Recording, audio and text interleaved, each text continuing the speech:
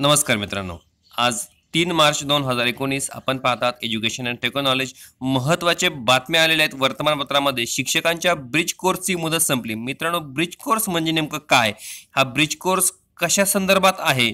हा जर आपण केला तर आपल्याला कोणत्या शाळेवर नियुक्ती मिळू शकते, कोणत्या वर्गासाठी, आणि तो कशा पद्धतीनं आपण या ठिकाणी तो ब्रिज कोर्स पूर्ण करायचा, या संदर्भात मित्रांनो संपूर्ण माहितीसाठी आपल्या चॅनलवरती व्हिडिओ बनवलेला आहे. तुम्ही डिस्क्रिप्शनमध्ये जाऊन ते लिंकवर क्लिक करून संपूर्ण व्हिडिओ पाहू शकता. आता आलेली बातमी बघा. या ठिकाणी शिक्षकांच्या ब्रिज कोर्सची मुदत संपली.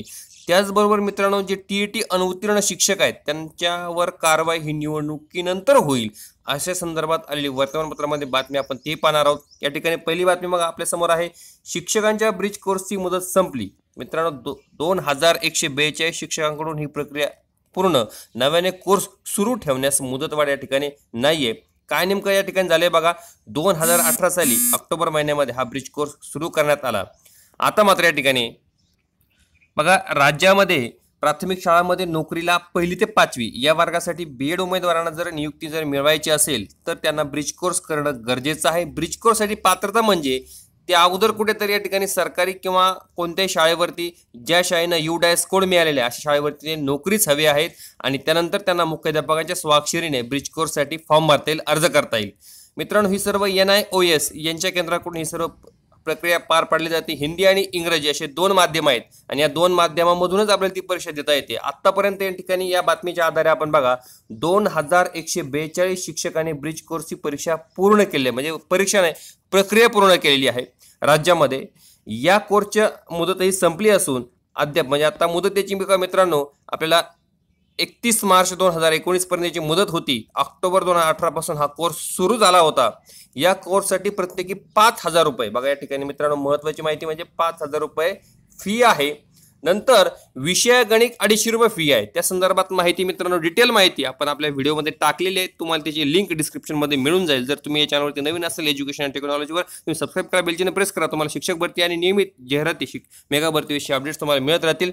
मित्रांनो, काय म्हटलंय बघा या ठिकाणी, प्राथमिक शाळांमध्ये शिक्षकांसाठी नोकरी करण्यासाठी DEDचे शिक्षण केल्यास संधी दिली जात होती. मात्र ब्रिज कोर्समुळे BED वाले शिक्षकही प्राथमिक शाळांमध्ये नोकरी करू शकतात. मित्रांनो, हा कोर्स जो आहे तो केंद्रीय मानव संसाधन विकास मंत्रालय विभागाने हा कोर्स सुरू केला. ही व्यावसायिक अर्हता आहे मित्रांनो, आणि याची संपूर्ण जबाबदारी राष्ट्रीय मुक्त विद्यालय शिक्षण संस्थेकडे म्हणजे NIOS सोपविण्यात आली आहे यांच्याकडे.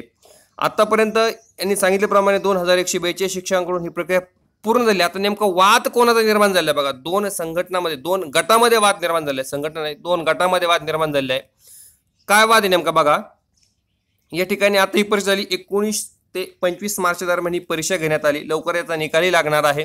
प्रमाणपत्र देण्याची सूत्रे ही NIOS कडे सोपविण्यात आलेली आहेत, आणि आपले महाराष्ट्र राज्य शैक्षणिक संशोधन परिषद पुणे यांच्या वतीनं सेंटर उपलब्ध करून दिलेलं आहे. सहकार्य म्हणून, सहकार्याच्या ठिकाणी भावना ठेवलेली आहे, असे NIOS राज्य समन्वयक राजीव जोशी यांनी सांगितलेले. हा कोर्स पुढे सुरू ठेवायचा की नाही याबाबत शासनाकडून कोणतेही आदेश मिळाले नाहीत.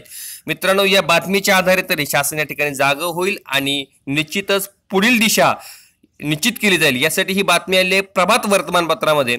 काय म्हटलंय बघा, 2 गटामध्ये काय नेमकं म्हणणं आहे, न्यायालयामध्ये कोणता वाद सुरू आहे या ब्रिज कोर्स संदर्भात, तो आपण या ठिकाणी जाणून घेऊया. बघा, इयत्ता 1ली आणि 5वीच्या प्राथमिक शाळेमध्ये शिकवणाऱ्या शिक्षकांचे विविध विषय ज्ञान विकसित करण्यासाठी ब्रिज कोर्स हा व्यावसायिक विकास कार्यक्रम राबविण्यात आला. बघा, शिक्षकांच्या ग्रेडिंग पद्धतीनुसार निकाल लावण्यात येणार आहे.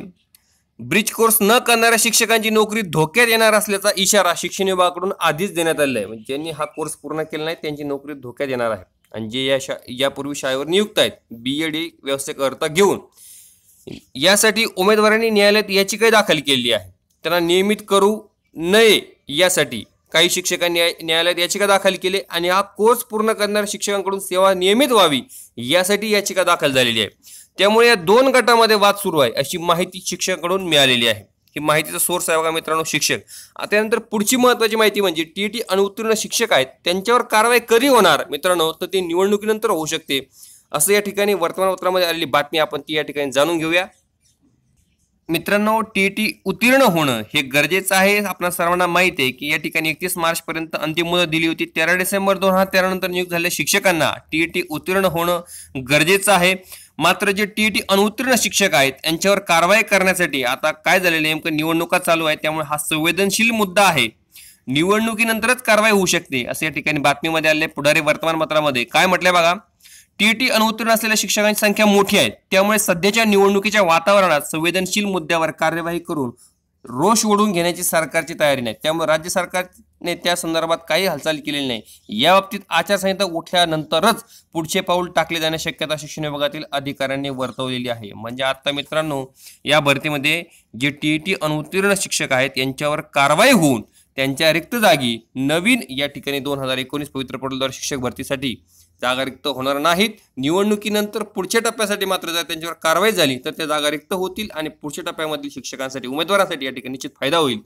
मात्र निवडणुकीच्या सध्या आता या अशा वातावरणामुळे या मुद्द्याकडे शासन काय हात घालणार नाही, त्यांच्यावर कठोर कारवाई करणार नाही, अशा पद्धतीची बातमी पुढारी वर्तमानपत्रामध्ये आलेली आहे. कारण त्यांची संख्या मोठी आहे. मित्रांनो, महत्त्वाची बातमी वाटली.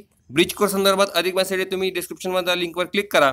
तोपर्यंत मित्रांनो, नेहमी अशा बातम्या शिक्षक भरती किंवा मेगा भरतीविषयी जाहिराती आपल्या चॅनलवरती अपलोड होतात. तोपर्यंत जय हिंद, वंदे मातरम.